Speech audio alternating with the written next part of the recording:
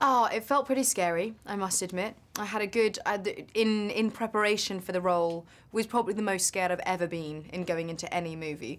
But it's one of those lovely things. It's the day before first day of work is always petrifying, and then as soon as you get there and you realise that everyone is actually lovely, and it's not, yeah, and that the character that we created for this Sarah Connor is so different to Linda's, and not, I mean, the circumstance which we find her in is so different to what Linda and James Cameron created, that there was a lot of room to to put my own mark on it, which made it less daunting.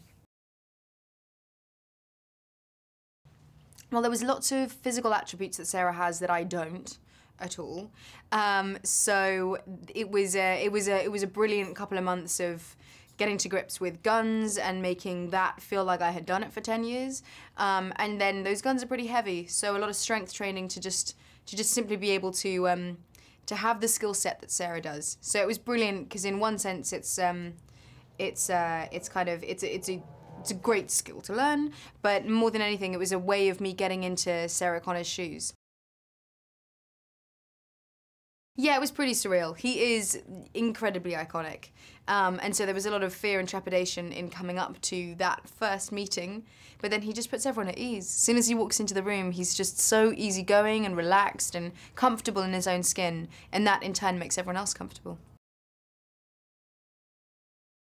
Yeah, it's brilliant. I mean, anytime that anyone's flagging on set, which sometimes happens, you're doing long hours, and right, you know, when you reach the halfway point, you just have to summon even more strength. But when you look around you and you know that you've got an amazing ensemble to back you up, and when someone was falling, someone else was coming in to kind of help boost morale and get the energy levels back up again. It was just so lucky. As a girl, I hate to say it was more getting to see his professionalism on camera.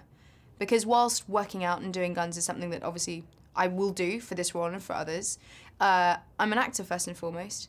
And so getting to see the way that he is so professional on set and how he handles people on set, that was kind of the most inspiring thing.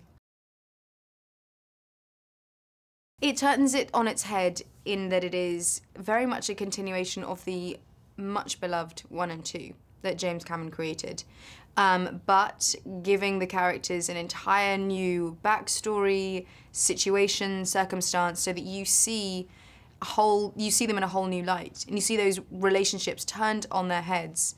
And so whilst the characters are still exactly the same, the parts of them that you see are totally different.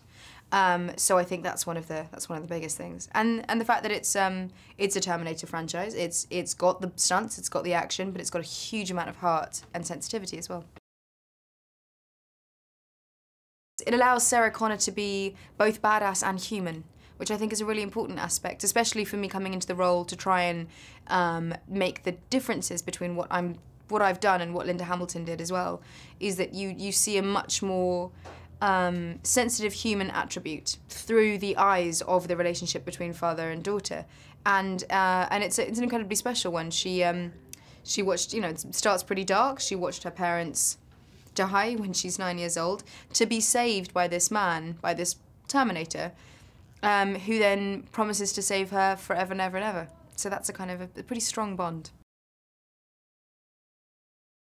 It starts as people are ready for.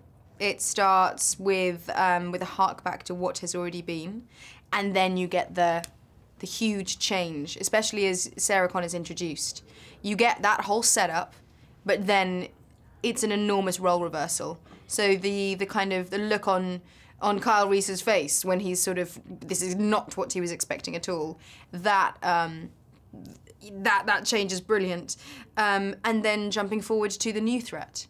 The threat that we are now aware of, and then when you get there, to have the savior of humankind turn out to be the savior and salvation of SkyNet is another huge twist that just projects this movie, and it just kind of has this movie never stop and just keeps going.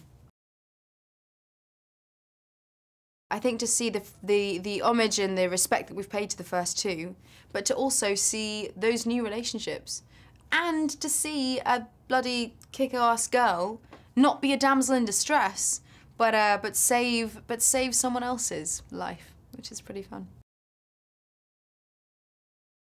It was really good. Again, same age, coming at it from this sort of from the new standpoint. So we were very much like, yeah, brothers in arms in that sense. Because you've got Arnold, who created the Terminator. He knows his way around that set. He knows his way around that character. And then we kind of newbies turn up and sort of are trying to reprise these roles. So it was gorgeous. It was just lovely. Lots of banter, lots of fun.